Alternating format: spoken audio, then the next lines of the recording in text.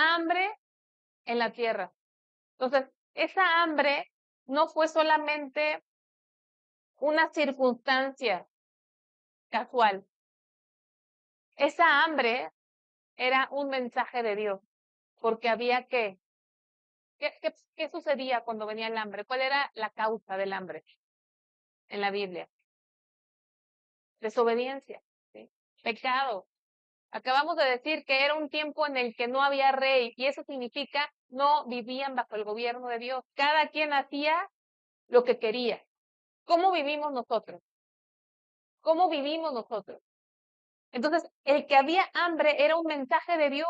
¿Por qué? Porque era una consecuencia de cómo estaban viviendo. Y en ese tiempo dice, y un varón de Belén de Judá fue a morar en los campos de Moab, él, su mujer y 2 hijos suyos.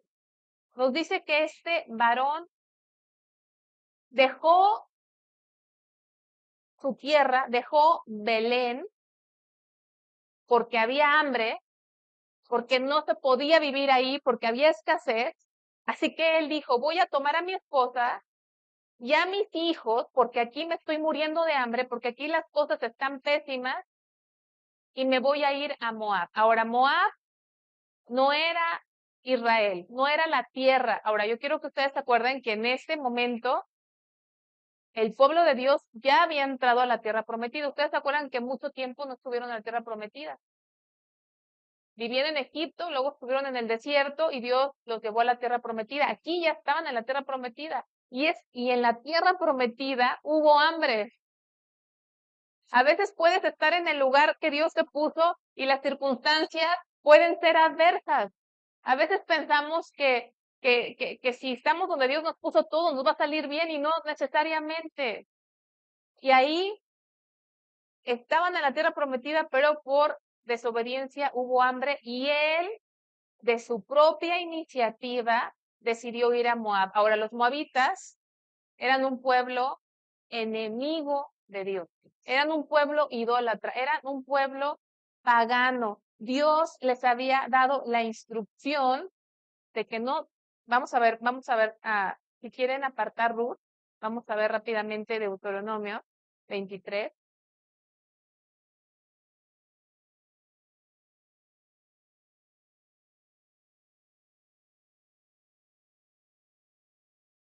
Del 3 al 6. Dice, y fíjense cómo se titula ese capítulo, cómo dice el título del capítulo. Ajá, los excluidos. Fíjense lo que Dios habló acerca de los moabitas. Versículo 3. No entrará monita ni moabita en la congregación de Jehová, ni hasta la 10ª generación de ellos. No entrarán a la congregación de Jehová para siempre, por cuanto no os salieron a recibir con pan y agua el camino cuando salisteis de Egipto, porque alquilaron contra ti a Balaam, hijo de Beor, de Petor, en Mesopotamia, para maldecirte. Mas no quiso Jehová tu Dios oír a Balaam, y Jehová tu Dios te convirtió la maldición en bendición, porque Jehová tu Dios te amaba. No procurarás la paz de ellos, o sea, de los moabitas, ni su bien en todos los días para siempre. ¿Sí? Había otras citas que no me da tiempo de ir ahorita, donde Dios prohibía que se casaran con extranjeros, que tuvieran alianzas con extranjeros. Y específicamente aquí Dios está prohibiéndole a los moabitas entrar ¿a dónde? ¿A ser parte de qué? Del pueblo de Dios. ¿No dice versículo 3? No entrará amonita ni moabita en la congregación de Jehová. ¿No leímos en Efesios que nosotros que éramos antes? Extranjeros, ¿sí? Extranjeros. Los moabitas no se les permitía ser parte de la congregación de Dios. Y miren el 6. No procurarás la paz de ellos, ni su bien. Esto lo decía Dios. O sea, no los vas a ayudar, no los vas a procurar. Y los moabitas no pueden ser parte de mi congregación. No pueden entrar a ser parte de la congregación. Y este hombre, cuando hubo hambre en Belén, que es la tierra prometida, que era parte de la tierra prometida, volviendo a Ruth, se fue con su familia a Moab. versículo 2. ¿Ya están otra vez conmigo en Ruth? Si no, los espero que lleguen. Versículo 2. El nombre de aquel varón era Elimelech.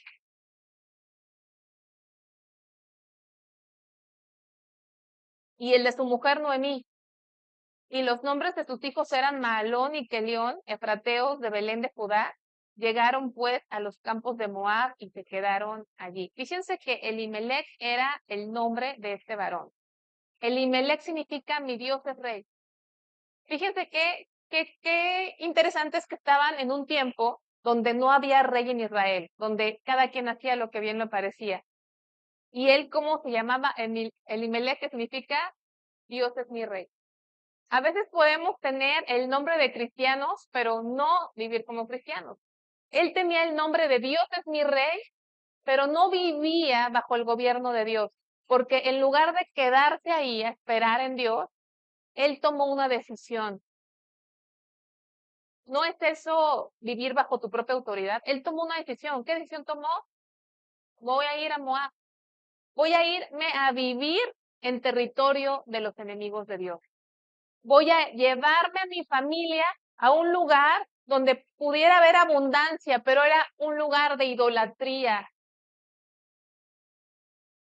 ¿Cuántas personas podríamos parecernos a Elimelech? Dios es mi rey. Decimos, Dios es mi rey, pero en las decisiones de nuestra vida tomamos decisiones que pensamos que son más convenientes para nosotros, ¿sí? Tomamos decisiones que nos van a dar un beneficio humano, en las que encontramos un confort humano, algo que podría aparentemente ser razonable para resolver un problema. ¿Cuántas personas somos del tipo de personas que inmediatamente queremos resolver nuestros problemas a la brevedad? ¿Quiénes son aquí? Levanten su mano. ¿Sí? Vemos un problema y parte de nuestra forma determinada de ser es tengo que resolverlo. Tengo que buscar una solución. ¿Pasa esto? Voy a hacer esto. Allá veo que hay esto que no veo aquí. Voy y voy a buscar lo que allá veo, porque creo que eso es lo que yo necesito. Y vamos a ver qué consecuencia trajo. ¿Qué consecuencia trae cuando buscamos lo que pensamos que necesitamos y no esperamos en Dios? Fíjense, se llama Elimelech. Noemí, fíjense, Noemí, su nombre significa placentera, Noemí, la esposa, placentera. ¿Saben qué significa algo placentero? Agradable, ¿verdad? Placer, algo que era una mujer placentera, una mujer feliz, era una mujer agradable, era una mujer gozosa, una mujer dulce. Eso habla del nombre de Noemí. Y tenían dos hijos que tienen nombres como de terroristas, ¿verdad? Malón y Kelión. Entonces, malón significa enfermizo, ¿sí? Hasta parece cuando estás enfermo te dicen, ¿andas malón? No, pues le dices, ando Kelión. Malón, ¿sí? Enfermizo. Kelión significa débil. Así se llamaban estos hijos. Y dice en el versículo 3, y murió Elimelech, marido de Noemí, y quedó ella con sus dos hijos, los cuales tomaron para sí mujeres moabitas. El nombre de una era Orfa y el nombre de la otra Ruth, y habitaron allí unos 10 años. Fíjense, decisión tras decisión. Sobre todo los padres de familia, los que son cabeza de su hogar, fíjense cómo una decisión equivocada puede traer consecuencias para los hijos, porque el papá los llevó a territorio enemigo, los llevó a un territorio idólatra, y ahí ellos tomaron a mujeres cuando estaba prohibido casarse con mujeres extranjeras. Y una cosa llevó a la otra, pero aquí dice que tomaron esas mujeres y se quedaron ahí 10 años, versículo 5, y murieron también los dos, Malón y Kelión, quedando así la mujer desamparada de sus dos hijos y de su marido. Entonces, este capítulo, este libro empieza en hambre, en devastación, y vemos a una familia que este varón decide resolver el problema del hambre y fue a buscar por sus propios medios, de acuerdo a lo que su inteligencia le dijo, fue a buscar lo que él pensaba que iba a ser el bienestar para su familia. ¿Y en qué terminó? En muerte, ¿sí? 3 tumbas. Y una mujer, Noemí, que quedó viuda y quedó, ¿cómo dice ahí el versículo 5? ¿Cómo quedó? Desamparada. Una mujer en esos tiempos no podía heredar. Si el esposo de ella tenía un terreno, si su esposo moría, por ejemplo, hoy, si alguien tiene una casa con su esposo y su esposo fallece, usualmente, legalmente, ¿a quién le queda esa casa? A la esposa. Pero en esos tiempos no. Las tierras que eran de su esposo no las podía tomar ella, por ley. No las podía tomar ella. Y todos los trabajos, era una mujer ya grande, todos los trabajos eran difíciles. Generalmente los trabajos eran para hombres, eran trabajos pesados. Por eso, como dice aquí, que quedó desamparada. Y no era una mujer joven que todavía tuviera la fuerza para ir a los campos, a ayudar, a buscar el alimento. Estaba en una situación vulnerable. Y dice el versículo 6, entonces se levantó con sus nueras y regresó de los campos de Moab, porque oyó en el campo de Moab que Jehová había visitado a su pueblo para darles pan. Salió pues del lugar donde había estado y con ella sus 2 nueras y comenzaron a caminar para volverse a la tierra de Judá. Y Noemí dijo a sus 2 nueras, andad, volveos cada una a la casa de su madre. Jehová haga con vosotras misericordia como la habéis hecho con los muertos y conmigo. Os conceda Jehová que halléis descanso cada una en casa de su marido. Luego las besó y ellas alzaron su voz y lloraron. Entonces, fíjense qué sucedió. Dice, entonces se levantó, versículo 6, con sus nueras y regresó de los campos de Moab porque oyó en el campo de Moab que Jehová había visitado a su pueblo para darles pan. Jehová había visitado a su pueblo. No lo pierdan ahí, vamos a Lucas 1:68.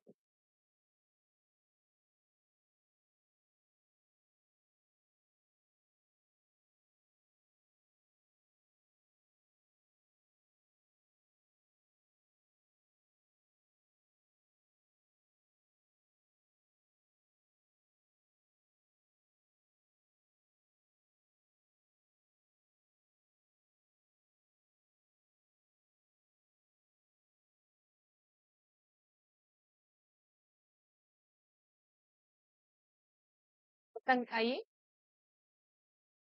1:68. Lucas 1:68. ¿Ya están? Bendito el Señor Dios de Israel, que ha visitado y redimido a su pueblo y nos levantó un poderoso Salvador en la casa de David, su siervo, en la casa de David. Bendito el Señor de Israel que ha visitado y redimido a su pueblo y nos levantó un poderoso Salvador. ¿De quién habla aquí? De Cristo, ¿verdad? Dice que ha visitado y redimido a su pueblo. Regresemos a Ruth 1. Si tienen un papelito, un listón que le puedan poner para que haya Ruth, para que no se les haga difícil regresar. Fíjense lo que dice el versículo 3 que acabamos de leer.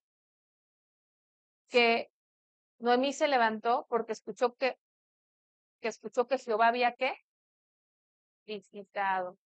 ¿Y qué dice Lucas? Que el Señor había ¿qué? Visitado. Hermanos, ¿saben ustedes de qué trata la Biblia?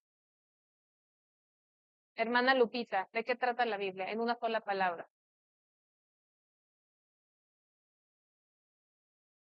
¿A quién vemos en la Biblia? A Cristo, ¿verdad? A Cristo. Y esta nos ha visitado había visitado, habla de Cristo. Él es el que nos visitó a nosotros. Él fue el que vino a nosotros. Él fue el que intervino. Tú no buscaste a Dios. Él te buscó a ti. Él vino a tu vida. Él te visitó. Él intervino en tu vida. Él visitó. Fíjense que en todo el libro de Ruth no van a encontrar una acción directa de Dios donde diga, y Dios hizo esto, y Dios hizo aquello, no. Pero en todo el libro vemos la providencia de Dios. ¿Han escuchado la palabra providencia? ¿Sí? Providencia significa que Dios en su soberanía mueve las circunstancias diarias, las más cotidianas de nuestra vida, las mueve para cumplir sus propósitos. Y todo está en un tiempo perfecto de Dios. Dios les visitó para darles ¿qué? ¿Para darles qué? ¿Y quién dijo, yo soy el pan de Dios? ¿Sí? Cristo. Yo soy el pan. Yo soy el pan. Ella escuchó que el Señor había visitado a su pueblo. Así que salió de donde estaba y fueron sus nueras y empezaron a caminar para volverse a Judá, para volverse a la tierra prometida, para volverse a aquel lugar que nunca debieron haber dejado. Y entonces, a mitad del camino, Noemí con sus dos nueras, ¿cómo se llamaban sus dos nueras? Orfa y Ruth, les dice, oigan, regrésense, regrésense, regrésense. Volveos, versículo 8, volveos cada una a la casa de su madre. Y que Jehová haga con vosotros misericordia, que encuentren, dice versículo 9, os conceda Jehová que halléis descanso, cada una en casa de su marido. En pocas palabras les estaba diciendo, vuélvanse a casar, hagan su vida, porque yo no tengo nada que ofrecerles. Regresen a su país. Y dice que las besó y ellas alzaron su voz y lloraron. Versículo 9, versículo 10, y le dijeron, ciertamente nosotras iremos contigo a tu pueblo. O sea, ellas no se daban como por vencidas y a pesar de que Noé les dijo que mejor se regresaran porque pues era lo más humanamente conveniente, no quisieron. Versículo 11, y Noemí respondió, volveos, hijas mías, ¿para qué habéis de ir conmigo? ¿Tengo yo más hijos en el vientre que puedan ser vuestros maridos? Volveos, hijas mías, e idos, porque yo ya soy.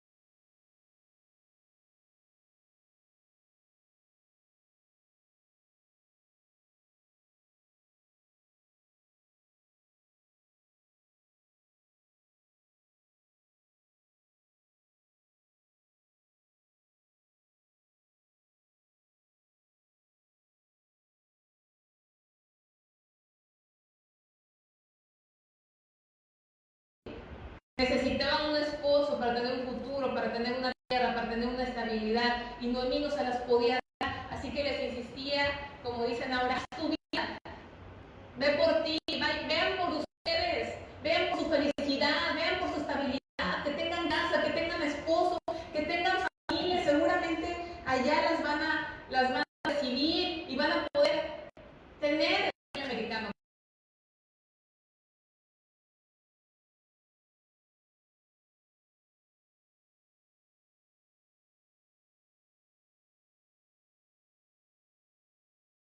Tener hijos,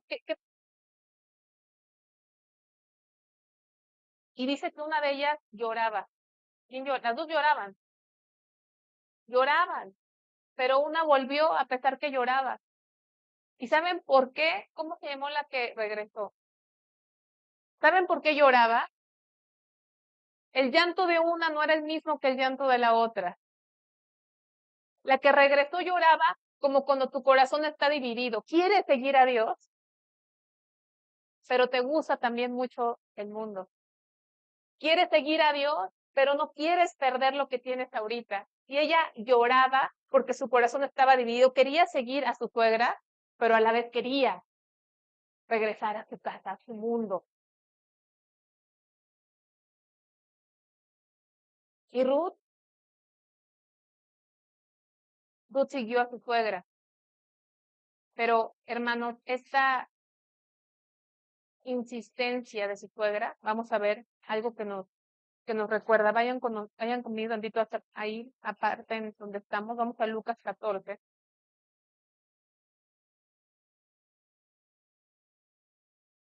Lucas 14,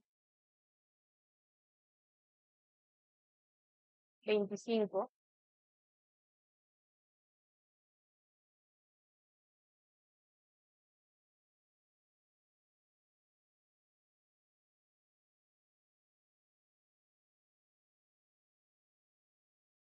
¿Ya están conmigo?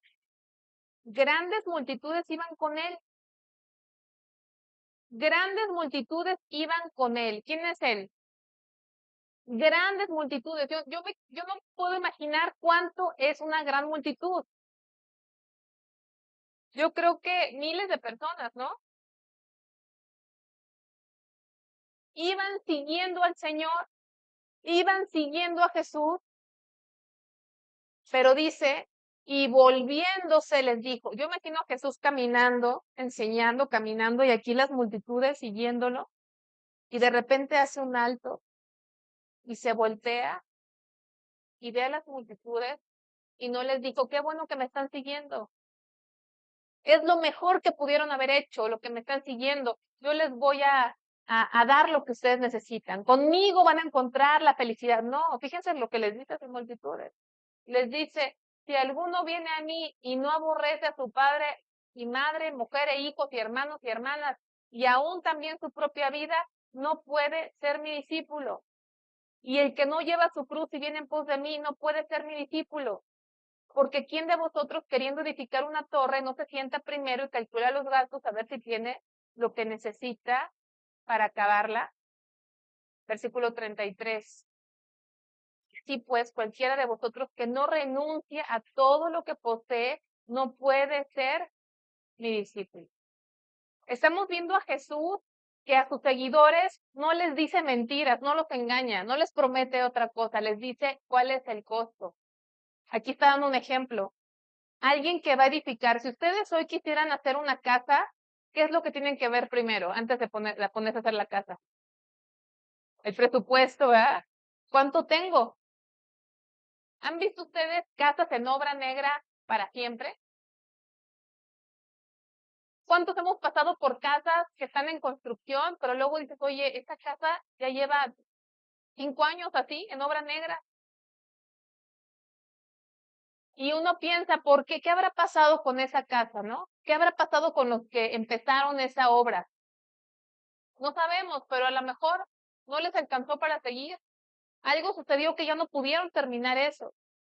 Y entonces aquí el Señor les está diciendo, hay un costo de ser mi discípulo. Si no aborreces a tu padre, a tu madre, a tu mujer, a tus hijos, a tus hermanos, a tus hermanas y tu propia vida, no puedes ser mi discípulo. ¿Qué significará? ¿Qué habrá querido el Señor Jesús? ¿Que tenemos que odiar a nuestra familia? ¿Qué habrá querido decir el Señor con esto? ¿Cómo? Que primero sea Él. ¿O saben qué? Que nuestro amor por el Señor sea tan grande, que nuestro amor por Dios sea tan real, que al compararlo con el amor que sentimos por la gente que más amamos, pareciera que no lo quisiéramos. No sé si me explico, no es que no los quieras, es que cuando comparas cuánto amas a Dios con cuánto amas a tus hijos, parecería que no los quieres, pero no es eso. Es que el amor de Dios que tienes por Dios es muchísimo más grande que por tus hijos, que por tu familia. Y aún por ti mismo, porque dice, y aún te aborrece, ¿qué? su propia vida. Versículo 33. El que no renuncia a todo lo que posee, no puede ser mi discípulo. Hoy escucho un mensaje distinto. Ven a Cristo, te van a acabar los problemas. Ven a Cristo y vas a ser feliz y vas a tener la vida que siempre deseaste. Ven a Cristo y Él te va a dar tu mejor vida aquí en la tierra. Pero cuando vamos a la palabra, vemos que tenemos que renunciar a todo lo que tenemos. Vamos a regresar ahí. ¿Qué tiene que ver esto con la historia? Pues que Noemí no les mintió. Noemí no les dijo, vénganse conmigo, acá les va a ir bien. Les dijo, no vengan, no vengan, porque no les puedo prometer lo que este mundo les puede dar. No les puedo prometer lo que busca este mundo. ¿Qué busca este mundo? Estabilidad, felicidad, dinero. No les puedo prometer regreses. Pero entonces dice que Ruth se quedó con ella. Versículo 15, y Noemí dijo, he aquí tu cuñada se ha vuelto a su pueblo y a sus dioses, vuélvete tú tras ella. Y respondió Ruth, no me ruegues que te deje. Versículo 16, ¿están conmigo? Qué diferente planteamiento del evangelio. Hoy le rogamos a la gente, ¿verdad? Aunque el Señor dice que le roguemos que se reconcilien con Él. Pero a veces planteamos un evangelio como si le hicieran un favor a Dios. Como que si tú al entregar tu vida le hicieras un favor a Dios. No.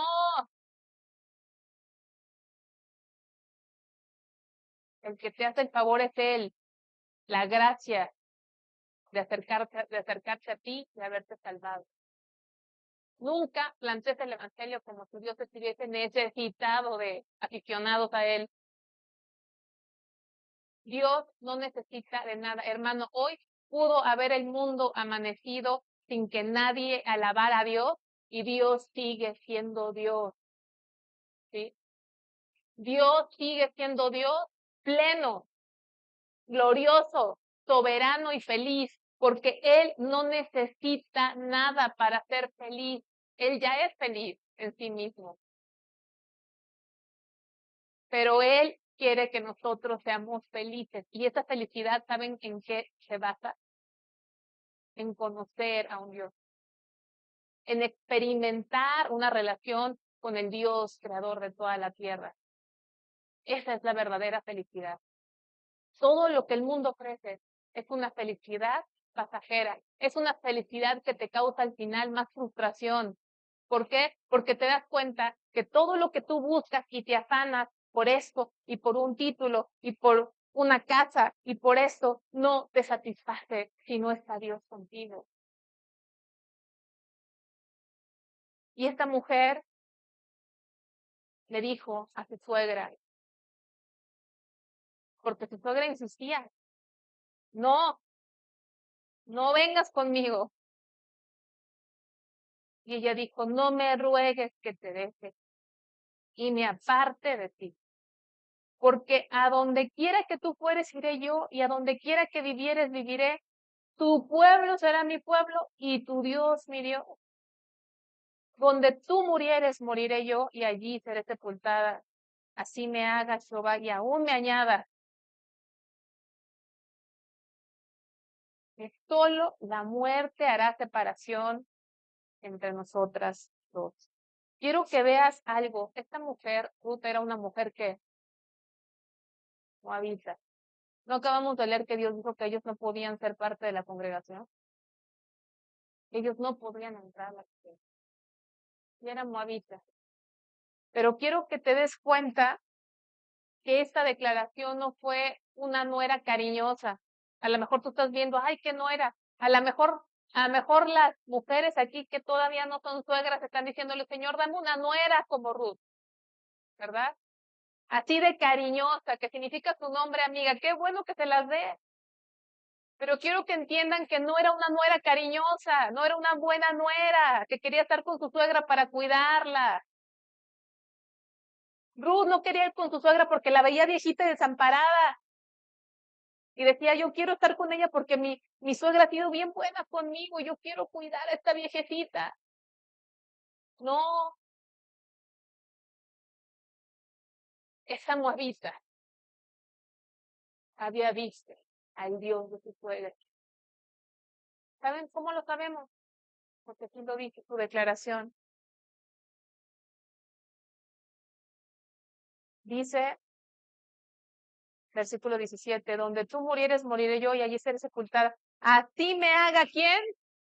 Jehová. ¿Conocía el nombre del Dios?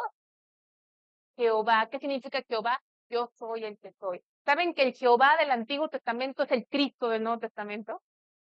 Es la segunda persona de la Trinidad. Jehová. Jehová. ¿Sabes cuándo fue la primera vez que se introdujo en la Biblia el nombre de Jehová?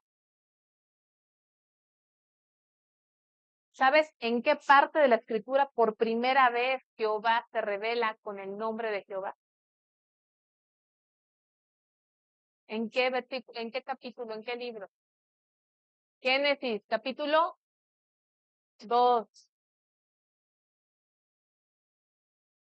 Porque el primer nombre de Dios que se da en la Biblia es Elohim. Génesis 1, versículo 1, Elohim. Cuando leemos Génesis 1:1 dice, Dios creó los cielos y la tierra, el nombre hebreo es Elohim, ¿sí? Y ese nombre habla de que Él es un Dios poderoso. Pero es hasta que Dios forma al hombre, Adán. Es hasta que Dios forma a Adán que añade un nombre personal. Y es la primera vez que en la Biblia se dice Jehová. ¿Por qué? Porque Dios es un Dios que quiere darse a conocer de forma personal. Jehová Dios, cuando hizo al hombre, porque Dios quiere una relación con nosotros. Y esta mujer moabita conocía, ¿a quién conocía? A Jehová. Así que cuando esta mujer expresa estas palabras, es palabras de pacto, está hablando un pacto, no te voy a dejar, tu Dios va a ser mi Dios. Noemí no estaba con su suegra por preocupación por su suegra, no estaba queriéndose pegar a su suegra porque amaba a su suegra tanto, la quería tanto a su suegra. No, Noemí expresamente estas palabras están diciendo, no voy a dejar a tu Dios porque he visto a través de tu vida, Ruth, gracias, al verdadero Dios. He conocido al verdadero Dios. Nosotros no debemos atraer a la gente a nosotros. Y Carla, bien buena gente, Carla. ¿Cómo me cae bien, Carla? Qué bueno que a algunos les caiga bien. Espero que a más de uno le caiga bien. Y que tú le caigas bien a la gente. Pero no se trata de llevar a la gente a uno, sino a uno. Es Cristo. Es Cristo. Qué bueno que la gente nos ame y nos admire, hermanos, pero cuidado, cuidado.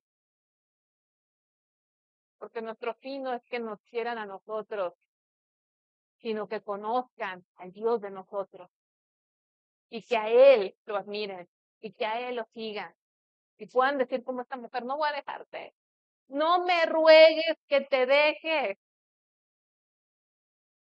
Hemos estado acostumbrados a una oración de, ¿quieres aceptar a Cristo? Ay, sí, no, sí, te acepto. No, no, esta mujer dijo, no me importa lo que tenga yo que dejar. No me importa si me vuelvo a casar, no me importa si ando mendigo, no, no sé qué venga. Cuando esta mujer estaba diciendo estas palabras, estaba dejando su identidad, estaba dejando sus dioses, estaba dejando su pasado, estaba renunciando a todo lo que estaba atrás en su vida para tomar una nueva identidad en Jehová, en el Dios de su suegra, Esta es una verdadera conversión. Esto es una verdadera conversión. No es venir a una iglesia y sentarte y estarte congregando en una iglesia porque alguien te invitó y porque te gusta. Una verdadera conversión es lo que estamos viendo en esta mujer. Dejar tu identidad, dejar tu vida, renunciar a lo que tú eras, a lo que tú tienes, aquello en lo que tú te apoyas para apegarte a Cristo.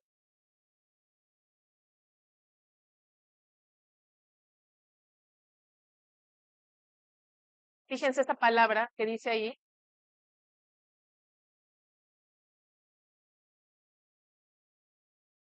Dice, no me ruegues que te deje ni me aparte de ti, porque donde quiera que tú fueres iré yo, y donde quiera que vivieres viviré. Tu pueblo será mi pueblo, tu Dios será mi Dios. Donde tú murieres, moriré yo, y allí seré sepultada. Así me haga Jehová, y aún me añada que solo la muerte hará separación entre nosotras dos. Eso de no me ruegues que te deje y me aparte de ti. No me ruegues que te deje y me aparte de ti. Que solo la muerte hará separación entre nosotras dos. Esa palabra en el original es aferrarse, ¿sí? La palabra es dabak en hebreo. Cuando dice que se quedó con ella, ¿sí? Que Ruth se quedó con ella,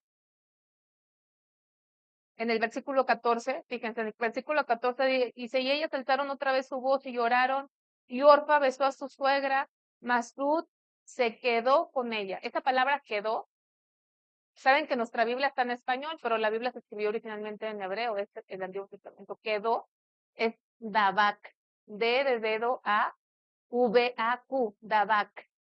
Cuando dicen se quedó con ella, significa aferrarse, se adhirió, no en un sentido pasivo, sino cuando te aferras a algo.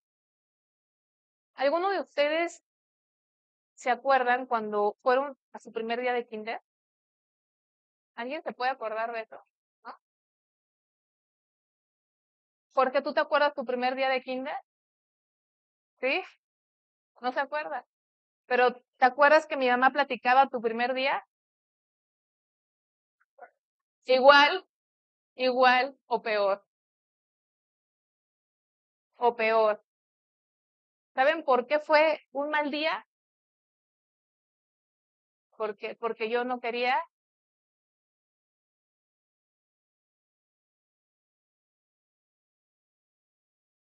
Y pensé que ese iba a ser el peor día de mi vida, pero, o que no se iba a repetir ese sentimiento, pero se repitió cuando mi amita se fue, ¿verdad? Pensé en este versículo.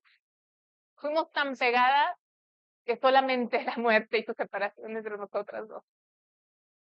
Pero es una breve separación, una breve separación. Pero esta palabra dice aferrarse. Y te voy a decir la palabra hebrea, como dijimos que era, Rabach. ¿Y saben en qué otra parte viene? En Génesis 2. Cuando dice que Adán se unió a su mujer y eran una sola carne, usa la misma palabra. Se unió, se adhirió.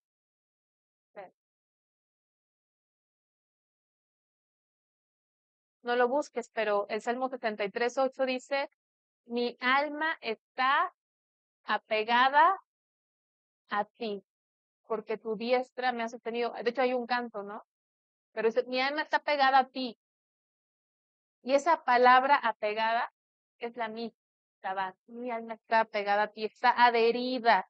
Es un compromiso. No es una emoción temporal. Es una entrega permanente.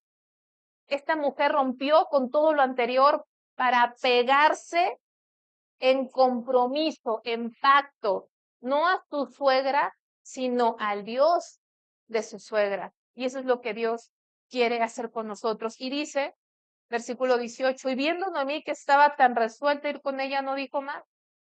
Anduvieron pues ellas dos hasta que llegaron a Belén, y aconteció que habiendo entrado en Belén, toda la ciudad se conmovió a causa de ellas y decía, ¿no es esta Noemí?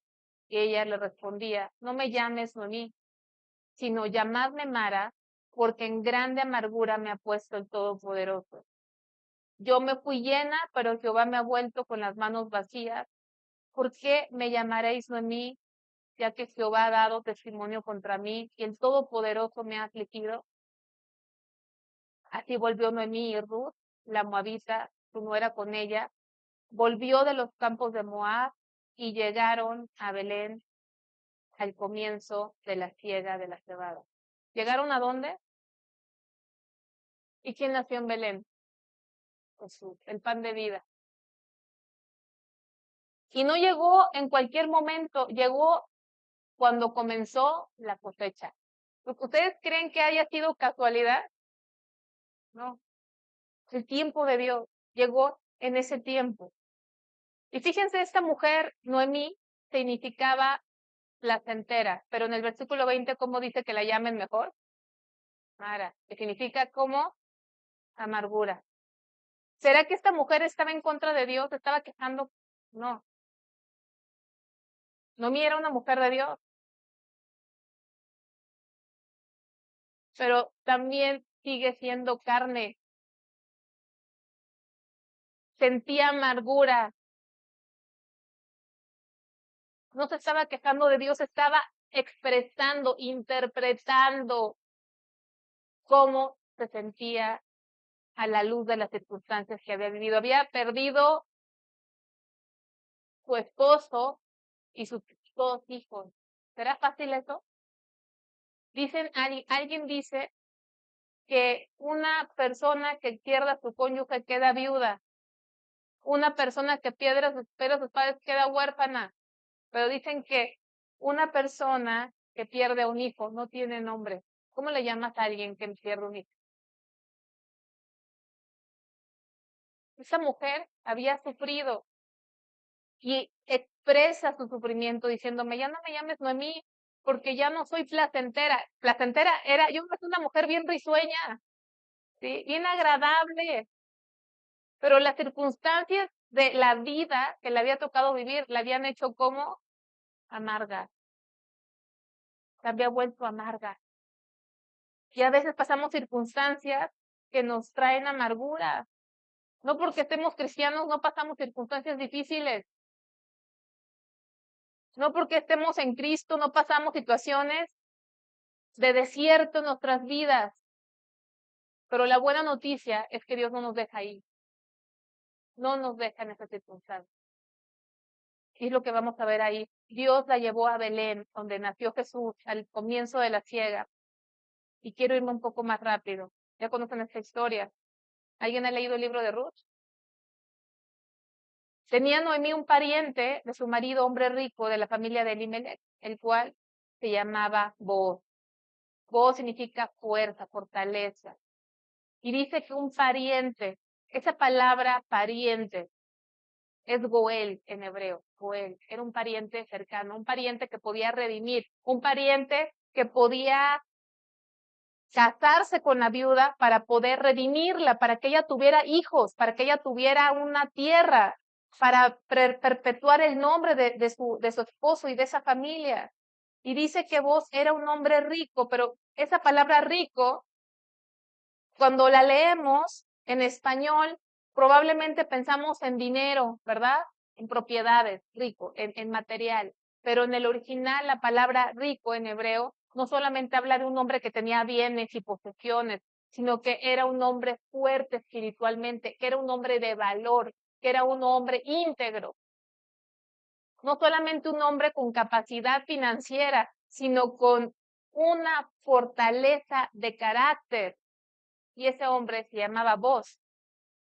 Y Ruth la moabita dijo a Noemí, te ruego que me dejes ir al campo y recoger espigas en pos de aquel cuyos ojos hallaré gracia. Leímos Efesios, por gracia sois salvos. Y ella le dijo, ve hija mía. Fue pues y llegando espigó en el campo en pos de los segadores, y aconteció que aquella parte del campo era de Booz, el cual era de la familia de Elimelech. ¿Ustedes creen que fue casualidad que Ruth, de entre todos los campos, llegó específicamente al campo que le pertenecía a un pariente que sí podía redimirlas? ¿Creen que fue casualidad? ¿No? ¿Ustedes creen que las cosas que les han pasado en su vida han sido casualidad? No, es providencia. Providencia. Dice en el versículo 4, y aquí que voz vino de Belén y dijo a los segadores, Jehová sea con vosotros, y ellos respondieron, Jehová te bendiga.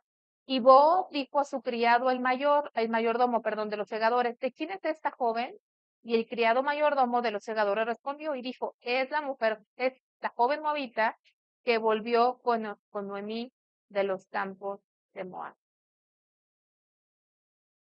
Vos, que era un hombre rico, ya dijimos en carácter, y que los podía redimir, podía casarse con Ruth. No cualquiera podía casarse con Ruth.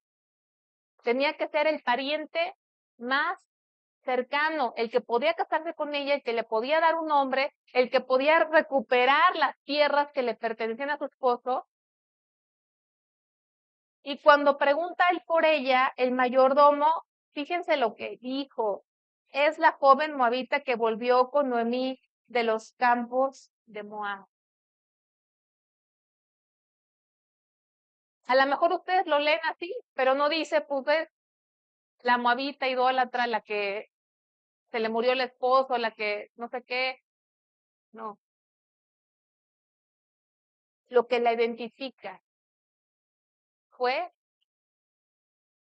que buscó, que caminó con su suegra. En otras palabras, lo que entendimos hace rato, que regresó a Dios, que buscó al Dios verdadero. Lo que te quiero decir, hermano, que cuando tu historia se cuenta en los cielos, no se cuenta tu pasado, se cuenta tu presente. ¿Cuál es tu presente? Que estás en Cristo Jesús. No, el cielo no define tu pasado. ¿Cómo la gente se hace referencia a ti? En un trabajo, a la que corrieron. ¿Ah? ¿O no? Ah, el que huele mal. El que lo dejó su esposa. ¿No la gente pone esas etiquetas? Pero en el mundo espiritual, tu definición no es tu pasado. Tu definición no son las circunstancias que te lastimaron, ni tampoco las fallas que has tenido. Tu definición en el mundo espiritual es que estás en Cristo. El mundo espiritual se sorprende que nosotros sigamos a un Dios que nunca hemos visto. Que nunca hemos visto. ¿Está de locura eso? Vienes aquí, te congregas, te invitan a algún lugar y dices, no, porque no quiero fallarle a mi Dios. Es una locura. ¿Dónde está tu Dios? Así le preguntaban al rey David, ¿dónde está tu Dios?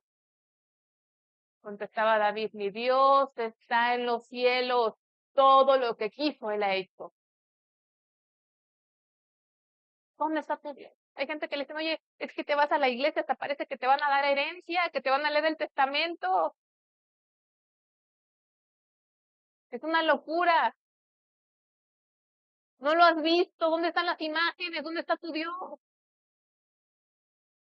Porque hemos puesto nuestra fe en un Dios que no hemos visto, pero es un Dios que se ha revelado a nosotros, que un día vino a nuestra vida y nos dijo, yo soy Jehová, yo soy tu Dios. Dios no es un Dios abstracto, no es una energía, es una persona que se ha revelado a nosotros. Y entonces, ¿en qué versículo vamos? Ayúdenme. Entonces te estamos diciendo, es la mujer moabita que volvió con Noemí.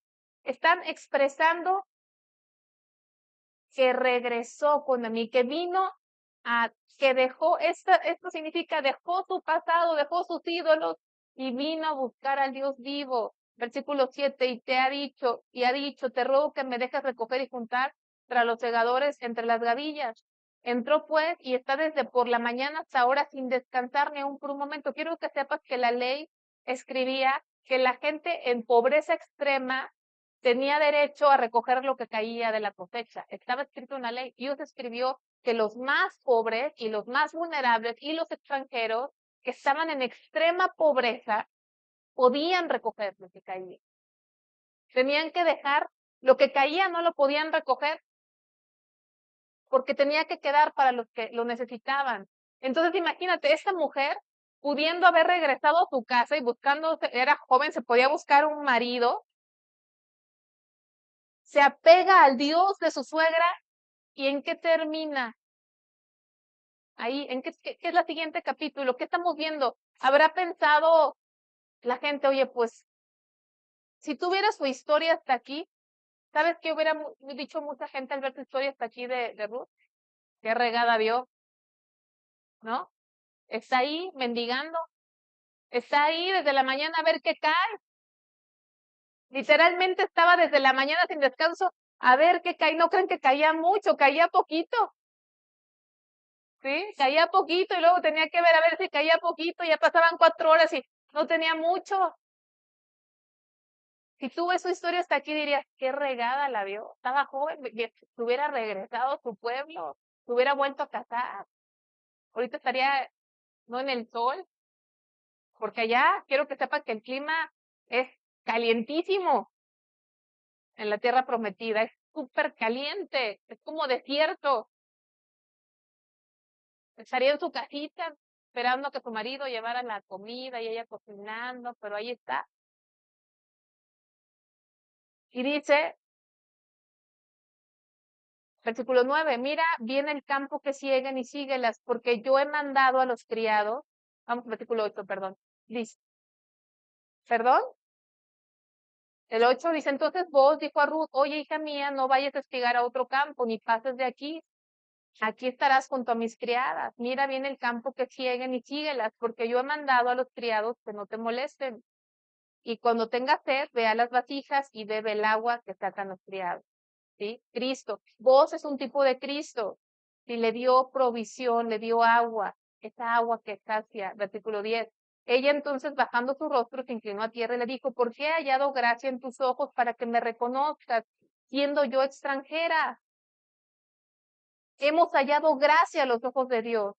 ¿No te has preguntado lo que se preguntó esta mujer? ¿Nunca le has preguntado a Dios, Señor, por qué hallé gracia? Siendo yo pecador, siendo yo extranjero. Señor, yo no te buscaba, realmente no me interesabas. Señor, pero he hallado gracia. Versículo 11. Y respondiendo vos, le dijo, he sabido todo lo que has hecho con tu suegra después de la muerte de tu marido y que dejando a tu padre y a tu madre y la tierra donde naciste has venido a un pueblo que no conociste antes. Jehová recompense tu obra y tu remuneración sea cumplida de parte de Jehová Dios de Israel, bajo cuyas alas has tenido a refugiarse. Ella no fue pegada a su suegra, se refugió en las alas de Dios. Y ella dijo, Señor mío, halle yo gracia delante de tus ojos porque me has consolado y porque has hablado el corazón de tu sierva, aunque no soy ni como una de tus criadas. Ella reconoce que no alcanza a ser como una de las criadas, pero ha sido consolada y ha sido provista y es lo que Dios hace con nosotros. Dice, y vos le dijo a la hora de comer, ven aquí y come del pan y moja tu bocado en el vinagre. Y ella se sentó junto a los segadores y él le dio del potaje y comió hasta que se sació y le sobró. Así Dios nos da en abundancia, gracia sobre gracia. Luego se levantó para espigar y vos mandó a sus criados diciendo que recoja también espigas entre las gavillas y no la avergoncéis. Y fíjense el versículo 16, y dejaréis también caer para ella algo de los manojos y lo dejaréis para que lo recoja y no la reprendáis. Espigó pues en el campo hasta la noche y la desgranó y desgranó lo que había recogido y fue como un efa de cebada. Entonces fíjense, vos dio la orden, el versículo dice, dio la orden de que dejaran caer para ella más. ¿Se acuerdan que ellos, los pobres extremos, solamente podían llevarse lo que caía?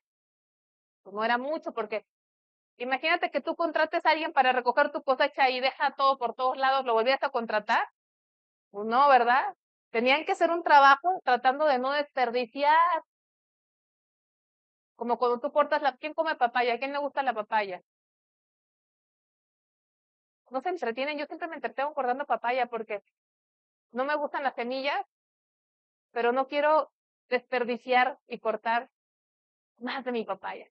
Que luego quirúrgica, porque no queremos que se desperdicie. Entonces así estaban ellos, no queriendo desperdiciar, era su trabajo, pero recibieron la instrucción del amo. ¿Qué les dijo? Que dejaran caer. A propósito. A propósito, pero que no se viera a propósito, ¿verdad? A propósito, pero que no pareciera a propósito. Yo les quiero decir una cosa. Hay suerte, existe la suerte, esta providencia, la soberanía de Dios. Alguien a veces le cae algún dinero de más o algo sucede y dicen, qué suerte tengo.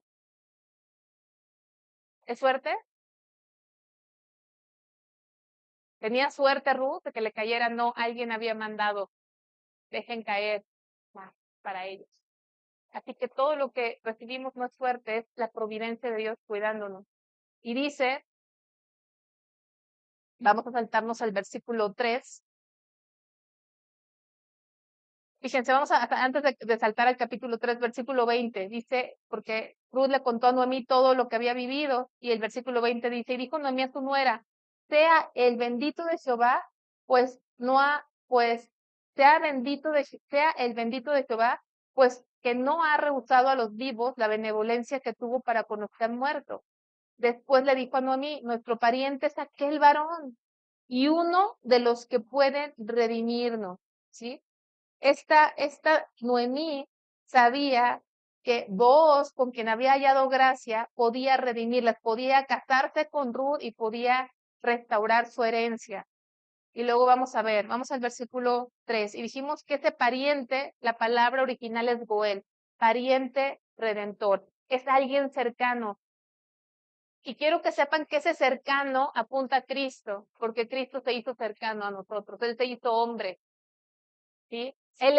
Cristo es nuestro pariente redentor, así como vos era el pariente redentor porque era el familiar más cercano que podía casarse con ella y redimirla, es un tipo de Cristo, porque Cristo, que es Dios, Él se hizo cercano, Él nos visitó, Él se hizo hombre, Él no es lejano a la humanidad, Él no está lejano a la humanidad, Él no hablas con un Dios que no sepa qué sudar. No hablas con un Dios que no sepa lo que es dolor, porque dice la Biblia que Él fue experimentado ¿en qué? En dolores, en quebranto. No hablas con un Dios que no sepa lo que es estar cansado. No hablas con un Dios que no sepa lo que es ser rechazado, porque si hubo alguien rechazado y sigue siendo rechazado es Él. No hablas con un Dios que no sepa lo que ha sido ser criticado, ofendido, cuestionado. Ni sus hermanos creían en Él. Ese Dios no te salvó desde el cielo, Él se hizo hombre. Por eso es nuestro pariente cercano. Él se hizo hombre, habitó como cualquiera de nosotros, le cambiaron los pañales como a cualquiera de nosotros. Él es nuestro pariente cercano, es el único que nos puede redimir. No hablamos con un Dios lejano a nosotros, un Dios que vino y habitó entre nosotros y que está entre nosotros. Y dice, vamos ahora hacia el capítulo 3. Después le dijo su suegra, Noemí, hija mía, no he de buscar hogar para ti para que te vaya bien. ¿No es vos nuestro pariente? Acuérdense la palabra original hebreo, Goel, con cuyas criadas tú has estado. He aquí que él avienta esta noche la parva de las cebadas. Acuérdense que precisamente regresaron en el tiempo de ¿qué habíamos dicho? ¿De la qué? De la cosecha. De todo el ciclo agrícola, la culminación de ese ciclo, el clímax de ese ciclo es la cosecha. Saben que en la cosecha se hacen fiestas, la gente no duerme a veces. Son días de estar cosechando. Es un día de celebración. El trabajo de meses se está recogiendo. Todo lo que han pasado en ese ciclo para que se pueda cosechar, todas las inclemencias del tiempo, las situaciones, pero finalmente están viendo el fruto, es el tiempo de la cosecha, es el clima. En ese clima, fíjense, dice, no es vos, versículo 2, nuestro pariente cercano, nuestro pariente con cuyas criadas tú has estado, he aquí que él avienta esta noche la parva de la cebada. Te lavarás pues y te ungirás, y vistiéndote tus vestidos irás a la era. ¿Saben qué es la era? ¿Alguien sabe qué es la era? Muy bien, exactamente. La era es el lugar donde se limpia la cosecha. La cosecha necesita limpiarse. ¿Y saben cómo se limpia la cosecha? Se tritura, se pisa, para que se separe lo que no sirve. Y también muchas veces la lanzan al aire para que la paja y el polvo o las cosas que no sirven se van y caen. Pero ahí les quiero preguntar, si la cosecha hablara, ¿le dolería el proceso? ¿Sí?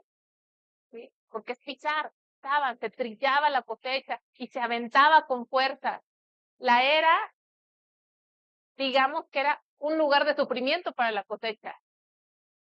Porque ser limpiado y ser pisoteado y ser aventado para quitar todo lo que no es bueno es doloroso. Ahí estaba vos, y vos es un tipo de Cristo, porque Él es nuestro pariente redentor. Ahí no lo encontró en otro lado, no lo encontró en un banquete, no lo encontró en otro sitio, lo encontró en la era, en el lugar donde se limpiaba el trigo. Ahí estaba vos. Y dice, fíjense lo que le dijo que tenía que hacer. Te lavarás, pues, versículo 3, y te ungirás, y vistiéndote tus vestidos irás a la era, mas no te darás a conocer al varón hasta que él haya acabado de comer y beber. En la palabra de Dios, cuando te unges y te cambias tus vestidos, habla de una nueva etapa, un nuevo comienzo. Versículo 4, y cuando él se acueste, notarás el lugar donde se acuesta, e irás y descubrirás sus pies, y te acostarás allí, y él te dirá lo que hayas de hacer. Y ella respondió, haré todo lo que tú me mandes. Descendió pues a la era e hizo todo lo que la suegra le había mandado. Aquí la suegra es un tipo del Espíritu Santo que nos guía, que nos dirige. ¿Y sabes quién nos está representando a ti y a mí en esta historia? Ruth, ¿verdad? Ruth. Porque aparte Ruth dicen que es mujer virtuosa y es la misma palabra de Proverbios 31, mujer virtuosa. Y la mujer virtuosa no habla nada más de una cosa, sino habla de la iglesia de Cristo. Versículo 7, y cuando vos hubo comido y bebido y tu corazón estuvo contento, se retiró a dormir a un lado del montón. Entonces ella vino calladamente y le descubrió los pies y se acostó. Y aconteció que a la medianoche se estremeció aquel hombre, se volvió y aquí una mujer estaba acostada a sus pies. Entonces él dijo, ¿quién eres? Y ella respondió, yo soy Ruth, tu sierva. Extiende el borde de tu capa sobre tu sierva, por cuanto tú eres o por cuanto eres el pariente cercano. Y él dijo, bendita seas tú de Jehová, hija mía, has hecho mejor tu postrera bondad que la primera, no yendo en busca de los jóvenes, sean pobres o ricos. Ahora pues no temas, hija mía, yo haré contigo lo que tú me digas, pues toda la gente de mi pueblo sabe que eres mujer virtuosa, Proverbios 31, mujer virtuosa, la iglesia. Y ahora, aunque es cierto que yo soy pariente cercano, con todo esto hay pariente más cercano que yo. La instrucción que le dio Noemí fue que en la noche fuera con vos y ella lo siguió al pie de la letra, dice que vino calladamente, le descubrió los pies y se acostó. Hay muchas personas con una mente un poco sucia que quieren sexualizar este pasaje bíblico. Y en primer lugar, él no estaba en un lugar privado, ella no fue a buscarlo a su cuarto íntimo. ¿Dónde estaba vos durmiendo? En la era. ¿Sí? A lo mejor no estaba rodeado de otras personas, pero no era un lugar privado, era un lugar semipúblico. ¿Por qué? Porque en otras áreas de ese mismo lugar había gente acostada cuidando la cosecha. ¿Saben por qué se quedaban a dormir ahí? Porque cuando hay cosecha, siempre hay quienes, ladrones, y dormían ahí o estaban ahí o había gente vigilando. No fue un lugar privado. Se acostó a sus pies con toda humildad. Ella tenía el derecho de pedir que él la redimiera. Ella tenía el derecho porque él era el pariente cercano. Así lo había establecido Dios en la ley. Lo pueden buscar en Deuteronomio 25, ya no nos da tiempo, pero ahí viene en la ley. No estaba ella haciendo algo de su propia inteligencia. Ella no conocía la ley, pero su suegra la conocía y le dijo que fuera, y no que fuera a exigir, cásate conmigo porque tú eres mi pariente cercano, sino fue con humildad. Y dice que se acostó a sus pies. Y cuando él se asustó y se despertó y dijo, ¿quién eres? Ella respondió, yo soy Ruth, ¿tú qué? Tu sierva. Extiende el borde de tu capa sobre tu sierva. ¿Se acuerdan de una mujer que dijo, si tan solo tocara el borde de su manto? Aquí no vemos una mujer pidiendo matrimonio, es una mujer pidiendo redención. Esa es la iglesia. Señor, sálvame.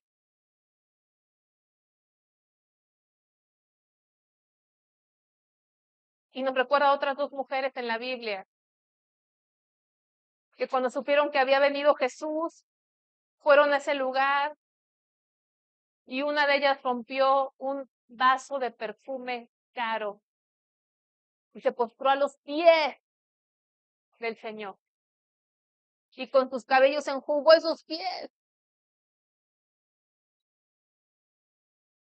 ¿Sabes cómo se busca a Dios? A los pies de Dios.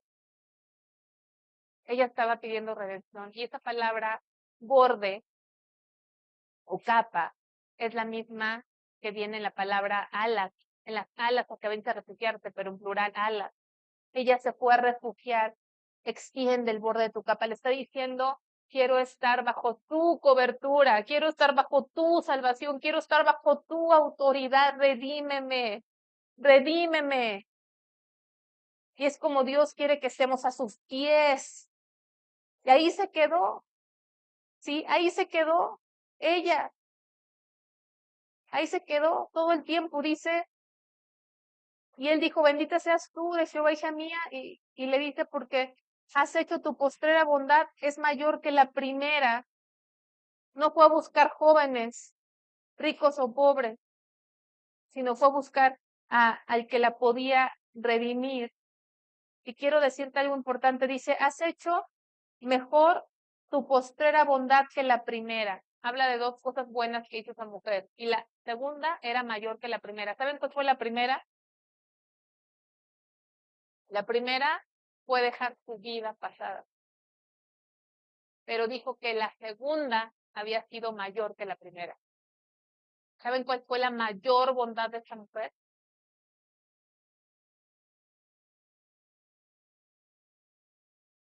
La mayor dijo, has hecho mejor tu postrera bondad que la primera. Ya era suficientemente a nosotros grande que haya dejado su vida, su identidad, sus dioses, su pasado. Era tremendo lo que dejó, pero hubo algo mayor que eso que ella hizo. ¿Qué fue?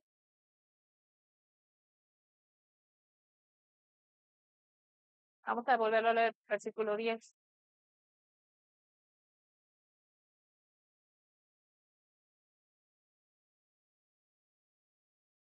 Bendita tú de Jehová, hija mía, que has hecho mejor tu postrera. Postrera significa tu última bondad que la primera. No yendo en busca de los jóvenes que sean ricos o pobres.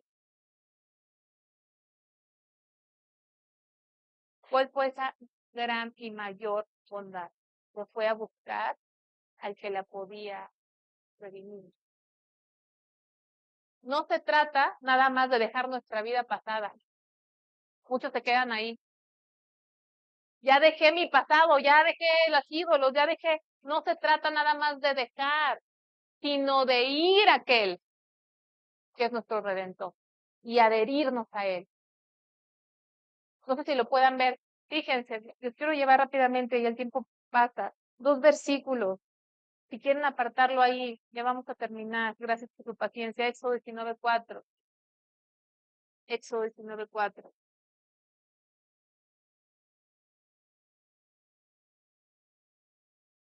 Cuando Dios saca a su pueblo de Israel de Egipto, les dice esto.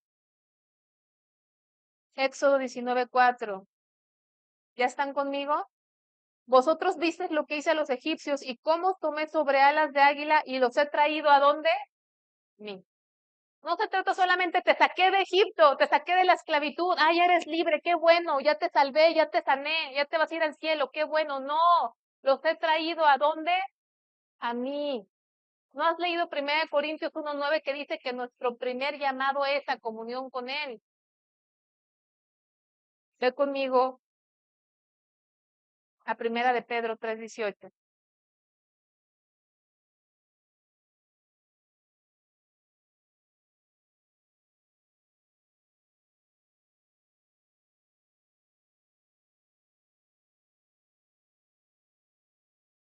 Porque también, espérenme, ese versículo, así, estoy bien. Porque también Cristo padeció una sola vez por los pecados, el justo por los injustos. ¿Para qué? Para llevarnos a Dios. Yo escucho que muchos podemos dar testimonio de donde Dios nos sacó, ¿verdad? Y Dios me sanó, y Dios me sacó del pecado, y Dios me sacó de la idolatría, y Dios me liberó de los vicios, y Dios, pero nos quedamos ahí. ¿Cuántos de ustedes pueden hablar de quién es Dios? Porque lo conocen, porque Él nos sacó de allá, pero para llevarnos a Él, a una relación con Él. Por eso Él está diciendo a esta mujer, tu mayor bondad es la segunda. No solo dejaste tu pasado, sino veniste a buscarme a mí, el que podía redimir tu vida. Es esto lo que Dios quiere. No nada más dejar nuestro pasado, sino ir al Señor Jesucristo, conocerlo a Él, apegarnos a Él en una relación personal con Dios. Nuestra relación con Dios no se debe limitar a venir aquí. Nuestra relación con Dios debe ser todo el tiempo, buscarlo a Él, conocerlo a Él. Ninguna iglesia los va a salvar. Ninguna religión los va a salvar. Solamente hay uno que salva, solamente hay un redentor. Y este libro nos apunta a ese redentor, al que se hizo cercano, al que tenemos que conocer. Vamos a regresar a Ruth para cerrar este libro, porque todo habla del Señor. Y entonces resulta que dice vos, pues me encantaría redimirte, pero hay otro pariente más cercano. Yo no voy a tomar atajos, voy a hacer lo que es. Si el otro pariente, que es el que le corresponde, porque acuérdense que el que le corresponde por derecho tenía que ser el más cercano. Si él no te redime, entonces yo te voy a redimir. Y dice en el versículo 18, entonces Noemí dijo, espera, porque Ruth le contó todo a su suegra Noemí, y Noemí le dijo, espérate, hija mía, hasta que sepas cómo se resuelve el asunto. Porque aquel hombre no descansará hasta que concluya el asunto hoy. Así es nuestro Señor. El Señor no descansó hasta que Él dijo consumado es. Y el Señor todavía no descansa, hermano. Porque si el Señor descansara, tú ya no estarías aquí. Porque ya te hubieras cansado. Porque ya te hubieras desviado. ¿Cuántas veces has querido apartarte de tu relación con Dios? ¿Cuántas veces has estado frío espiritualmente? Y el Señor, fiel. Porque el Señor, cuando te escogió, Él dijo, como dijo Noemí, no voy a descansar hasta cumplir mi propósito. Dice el Señor, mi Padre trabaja, yo trabajo. Y sabes, está trabajando en ti. No se ha rendido contigo, no se ha dado por vencido contigo el Señor. Cuando lleguemos al final no va a ser por ti, ni por mí, sino por Él, porque Él no te rinde y Él nos va a llevar hasta el final. Él no te salvó para dejarte a mitad del camino, Él te salvó para llevarte a la eternidad con Él. ¿No te da gusto eso? ¿No te da gusto que no depende de ti, de mí? Porque si dependiera de nosotros, hermanos, híjole, ya estaríamos perdidos. Él ha prometido concluir su propósito en nosotros, llevarnos hasta el final. Y luego vamos a ver, último, que hay mucha enseñanza en eso. Vos subió a la puerta y se sentó allí, y aquí pasaba aquel pariente de quien vos había hablado, y le dijo, fulano, ven acá y siéntate, y él vino y se sentó. Entonces él tomó a 10 varones de los ancianos de la ciudad y dijo, sentaos aquí, y ellos se sentaron. Luego dijo al pariente Noemí, que ha vuelto del campo de Moab, vende una parte de las tierras que tuvo nuestro hermano Elimelech. Y yo decidí hacértelo saber y decirte que la compres en presencia de los que están aquí sentados. Y de los ancianos de mi pueblo, si tú quieres redimir, redime, y si no quieres redimir, decláramelo para que yo lo sepa, porque no hay otro que redima sino tú y yo después de ti. Y él respondió, yo redimiré. Dice que aquí había 10 varones de testigo. Muchos explican este capítulo, muchos estudiosos, como la ley. 10 varones nos habla de los 10 mandamientos. A final de cuentas, este fulano no quiso redimir, no pudo redimir porque él tenía familia. Y lo que nos está enseñando es que la ley no salva, las obras no salvan. Los 10 testigos son como los 10 mandamientos. ¿Por qué no nos salvan? Porque nadie hemos podido cumplir los 10 mandamientos. Porque nadie hemos podido cumplir la ley. La ley solamente nos mostró el camino. La ley solamente nos muestra que no podíamos cumplirla y que el único que la cumplió fue Cristo. Vamos a ver. Vamos a pasarnos hasta versículo 10. Dice, y que también tomó por mi mujer. Versículo 9. Y vos dijo a los ancianos, ya cuando se aclaró el asunto y el otro no quiso redimir, entonces vos tomó ese papel de pariente redentor. Dice, y vos dijo a los ancianos y a todo el pueblo, vosotros sois testigos hoy de que he adquirido de mano de Noemí todo lo que fue de Elimelech y todo lo que fue de Kelión y de Malón, y que también tomo por mi mujer a Ruth, la moabita, mujer de Malón, para restaurar el nombre del difunto sobre su heredad, para que el nombre del muerto no se borre de entre sus hermanos y de la puerta de su lugar. Vosotros sois testigos hoy. Y dijeron todos los del pueblo que estaban a la puerta de los ancianos, testigos somos. Jehová haga a la mujer que entra a tu casa como a Raquel y a Lea, las cuales edificaron Israel, y tú seas ilustre en Efrata y seas de renombre en Belén. Recordemos, Cristo, Jesús nació en Belén. Y sea tu casa como la casa de Fares, el que Tamar dio luz a Judá, por la descendencia que de esa joven te dé Jehová. Vos pues tomó a Ruth y ella fue su mujer y se llegó a ella, y Jehová le dio que construyese y diese a luz un hijo. Y las mujeres decían a Noemí, loado sea Jehová que hizo que no te faltase hoy pariente cuyo nombre sea celebrado en Israel. Dice, el cual será restaurador de tu alma y sustentará tu vejez, pues tu nuera que te ama lo ha dado a luz, y ella es de más valor para ti que 7 hijos. Y tomando Noemí el hijo, lo puso en su regazo y fue su haya. Y le dieron nombre las vecinas diciendo, le ha nacido un hijo a Noemí, y lo llamaron Obed. Este es el padre de Isaí, padre de David. Y aquí quiero terminar con esto, hermano. Este niño que le nació a Ruth, ¿cómo se llama? Obed. ¿Saben qué significa Obed? Siervo. Siervo. Apunta a Cristo. Quiero que sepas que una evidencia que has nacido de nuevo, una evidencia de que has sido redimido, es que eres más como Cristo. ¿Y quién es Cristo? El siervo perfecto. Obed significa siervo. El fruto de ese matrimonio fue un niño que se llamó siervo, porque apunta al siervo por excelencia a Cristo. Dice la palabra de Dios, deja ir a mi pueblo para que me sirva. El libro de Éxodo es redención. una evidencia que has sido salvado, una evidencia que verdaderamente es redimido, es que tienes un corazón de siervo. Y de Obed vino Isaí, y de Isaí David, o sea que él era, ¿qué? ¿El abuelo de quién? De David. ¿Y de dónde nació Jesucristo? De David. ¿Sí? Y quiero nada más que veas el versículo 14. Loado, o sea, alabado sea Jehová, porque hizo que no faltase pariente redentor. Alabemos a Dios porque no faltó redentor en nuestra vida. Alabemos a Dios porque no te faltó Salvador, el Salvador te alcanzó. Loado sea Jehová. Este libro habla de Cristo. Este libro no habla de una historia romántica, no habla de una buena suegra, no habla de una buena nuera.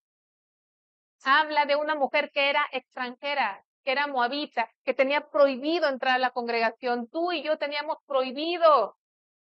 No pertenecías al pueblo de Dios. Estabas excluido. Eras enemigo de Dios. Cuando los ángeles te veían como enemigo de Dios, porque eras enemigo de Dios. Pero ahora, a través de Cristo, ¿saben cómo nos llama el mundo espiritual? Hijos de Dios.